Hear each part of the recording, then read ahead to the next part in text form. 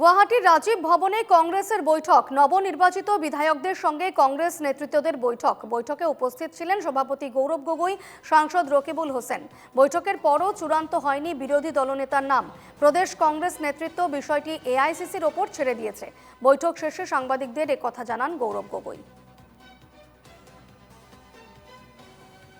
আমাৰ মিডিয়াৰ সতীৰ্থসকলক জনাইছোঁ আৰু আমাৰ গোটেই দলৰ আমাৰ সতীৰ্থসকল আজিৰ দিনৰ ভাগতো আপোনালোকক জনাইছে যে আমাৰ কেন্দ্ৰীয় নেতৃত্বৰ প্ৰক্ৰিয়া দৰে আমি এটা বিশেষ অবজাৰ্ভাৰৰ গোট অসমলৈ অহা খুব কম সময়ৰ ভিতৰত সম্ভাৱনা আছে আৰু পৰৱৰ্তী দিনত তেওঁলোকে আমাৰ ফালৰ পৰা যি আমাৰ পৰামৰ্শ প্ৰত্যেক বিধায়িকাৰ লগত আলোচনা কৰি প্ৰাক্তনসকলৰ লগতো আলোচনা কৰি নিশ্চয় তেওঁলোকে আমাৰ কেন্দ্ৰৰ আমাৰ সভাপতি মাল্লিকাৰ্জুন খাৰ্গে ডাঙৰীয়া গোটেইখিনি ৰিপৰ্টটো ছাবমিট কৰিব। মাল্লিকাৰ্জুন খাৰ্গে ডাঙৰীয়া আৰু নিশ্চয় আমাৰ দলৰ নেতৃত্ব ৰাহুল ডাঙৰীয়াৰ লগতো আলোচনা কৰাৰ পিছত আমাক আনুষ্ঠানিকভাৱে আমাক জনাব।